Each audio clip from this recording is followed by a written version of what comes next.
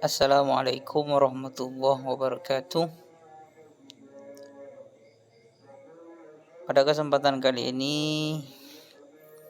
kita akan mengenal dan membahas tentang konsep dari biomonitoring.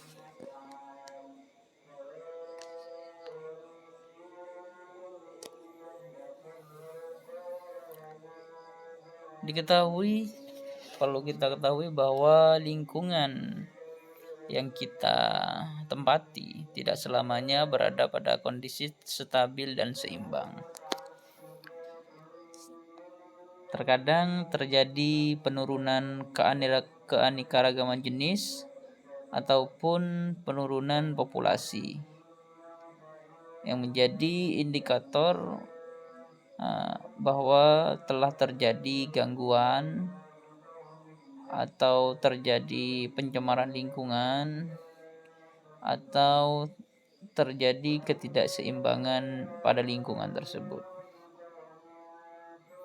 Sehingga di sini ada biomonitoring yang dapat diartikan sebagai suatu teknik penggunaan respon makhluk hidup atau organisme secara sistematis yang bertujuan untuk mengevaluasi perubahan kualitas lingkungan tersebut.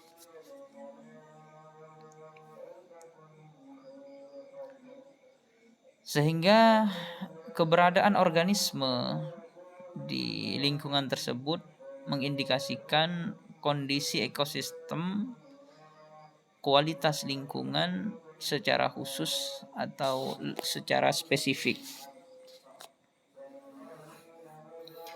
Memang monitoring juga bisa dilakukan dengan menggunakan indikator fisik ataupun kimia. Namun monitoring terhadap toksikan atau bahan pencemar yang berada di lingkungan memiliki sifat yang amat dinamis atau cenderung mengalami perubahan terhadap waktu dan tempat, sehingga indikator fisik dan kimia ini tidak bisa menjadi patokan sebagai indikator dalam jangka waktu yang lebih lama,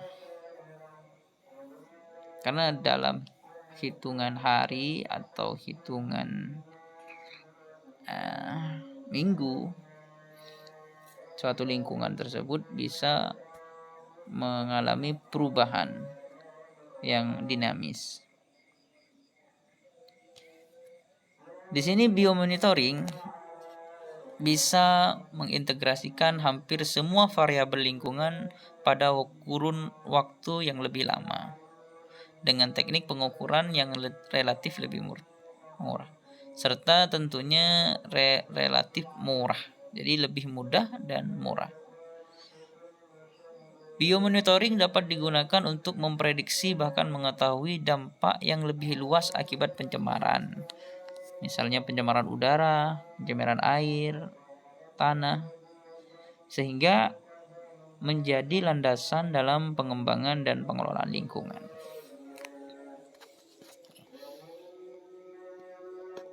Jenis-jenis biomonitoring di sini ada bioassessment study, ada toxicity bioassay, ada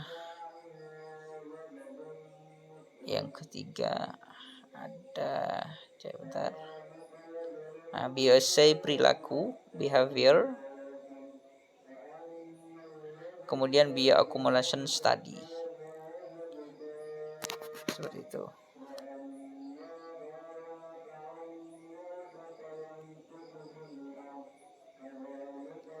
Oke, kita mulai dari yang pertama, yaitu bioassessment study.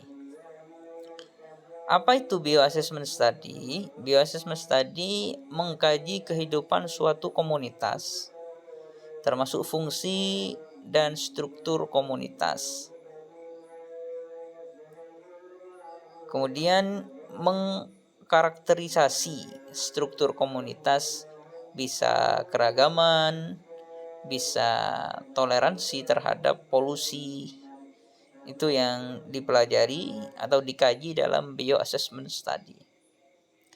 Kemudian dengan cara mengukur indikator kualitas air seperti oksigen terlarut, kemudian kondisi habitat, dan menentukan kondisi komunitas serangga akuatik. Selanjutnya dapat membandingkan karakteristik yang telah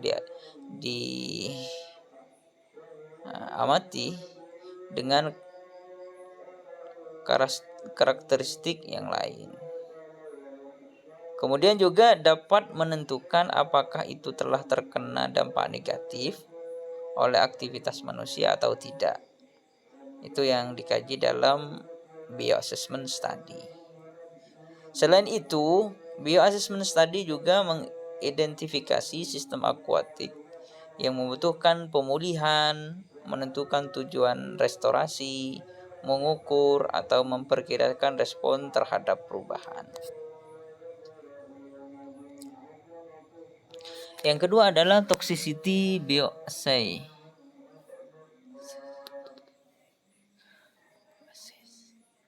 Pengujian yang dilakukan di laboratorium dengan menganalisis dampak polutan terhadap bentuk-bentuk kehidupan, baik itu pada tumbuhan ataupun pada hewan. Tujuan ini adalah untuk menentukan apakah suatu senyawa atau sampel air memiliki potensi untuk menjadi racun bagi organisme biologis. Dan juga toksisitas ini dapat dievaluasi di seluruh organisme, baik yang in vivo atau yang in vitro. Kalau in vivo itu organisme secara menyeluruh, kalau in vivo itu menggunakan molekul atau sel dari organisme tersebut. Keuntungan utama pengujian toksisitas adalah mendeteksi senyawa beracun berdasarkan aktivitas biologis, dan karena itu tidak menuntut pengetahuan yang dalam tentang polutan. Kemudian juga mengidentifikasi keberadaan dari bahan senyawa beracun tersebut. Kemudian memprediksi toksisitasnya berdasarkan sifat fisika kimia senyawa dan kemungkinan keberadaannya dan perjalanan atau persebaran atau mobilitas di lingkungan itu sendiri. Selanjutnya ada bioassay perilaku atau behavior bioassays, yaitu pengukuran perilaku organisme secara kualitatif atau kuantitatif, bertujuan untuk mendeteksi dan menganalisis beberapa stimulus eksternal atau sebagai indikator keadaan fisiologis, atau istilahnya adalah fisiologis internal. Contoh behavior bioassays itu mendeteksi efek obat, mutasi genetik, rangsangan kimia pada perilaku misalnya perilaku berenang, siliata, seperti juga pada tetramena dan paramecium. Perubahan perilaku yang terjadi akibat adanya bahan toksik. Juga bisa mendeteksi polutan menggunakan perilaku berenang ikan. Mendeteksi juga urea dalam darah menggunakan kinerja labirinthecus, atau mendeteksi feromon seks dengan mengukur perilaku mengepakkan sayap pada ngengat.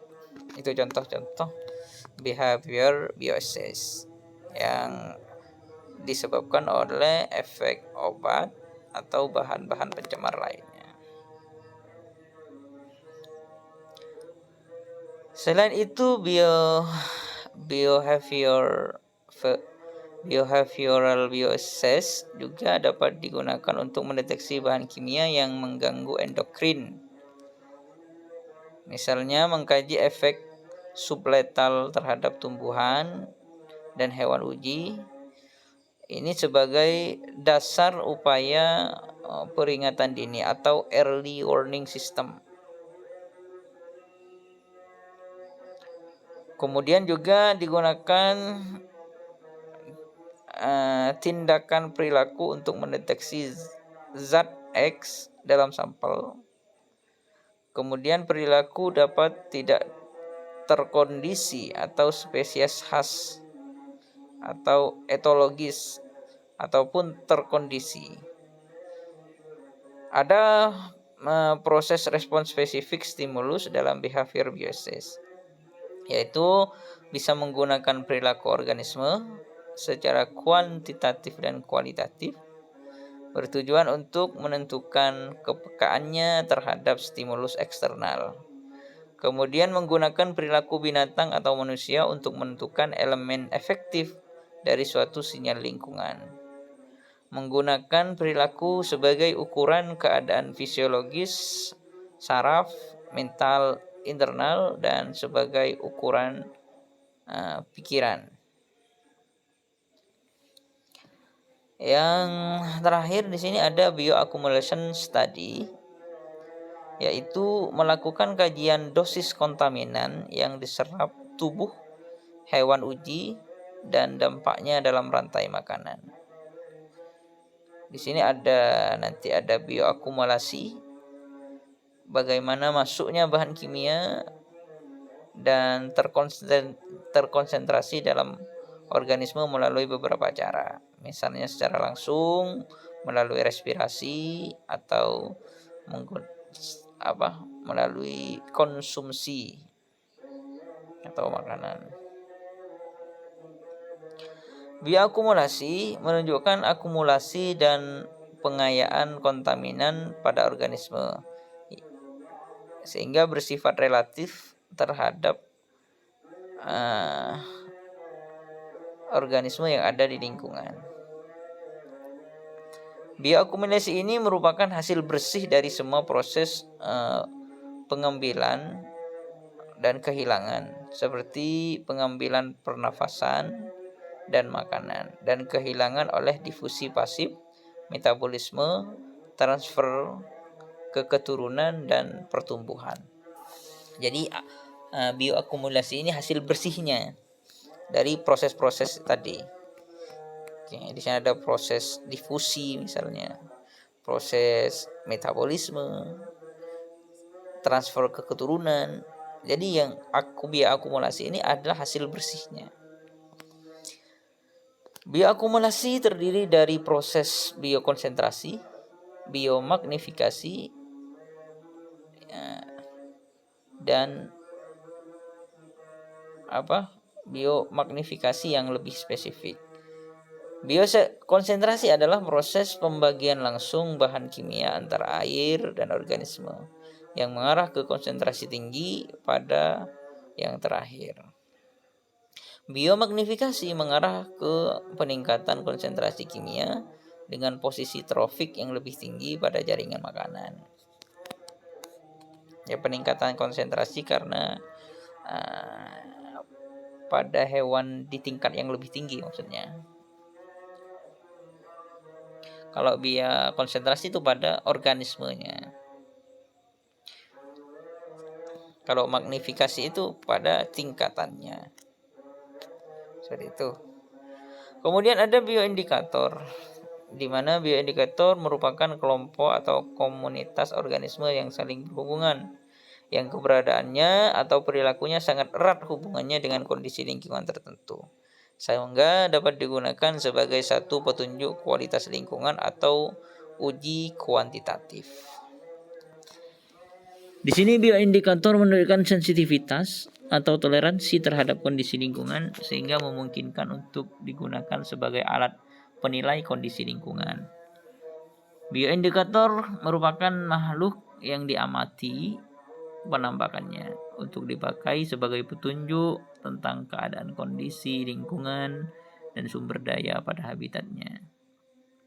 Bioindikator mampu mencerminkan kualitas suatu lingkungan atau dapat memberikan gambaran situasi ekologi. Bioindikator memandang bahwa kelompok organisme adalah saling terkait, di mana kehadiran, ketidakhadiran, atau tingkah lakunya sangat erat terkait dengan status lingkungan tertentu, sehingga dapat digunakan sebagai indikator. Bioindikator juga berarti organisme maupun anggota komunitas yang mampu memberikan informasi terkait kondisi lingkungan secara parsial, bagian kecil, atau secara keseluruhan. Bioindikator harus mampu memberikan gambaran status lingkungan atau kondisi biotik, sehingga dapat mengindikasikan dampak perubahan habitat, perubahan komunitas, ataupun ekosistem, atau menggambarkan keragaman kelompok takson atau keragaman dalam satu daerah yang diamati. Organisme dapat memonitor perubahan biokimia, perubahan fisiologi, atau perubahan behavior kebiasaan yang mungkin mengindikasikan adanya masalah di ekosistemnya. Selain itu juga bioindikator dapat menunjukkan tentang kumpulan efek dari berbagai pencemar yang berbeda di ekosistem. Di sini berdasarkan statusnya makhluk hidup, bioindikator dapat diberikan menjadi dua. Fitoindikator, yaitu penerapan fitoindikator memiliki beberapa manfaat, yaitu menunjukkan adanya paparan polutan menggunakan fito berarti tanaman. Di sini tujuannya untuk memudahkan identifikasi racun, menjadi indikator early warning, peringatan dini rusaknya lingkungan, menjadi early indikator pemulihan lingkungan, dan melengkapi data analisis mengenai dampak lingkungan. Yang kedua ada zooindikator. Ini menjadi keystone species dan integrate species.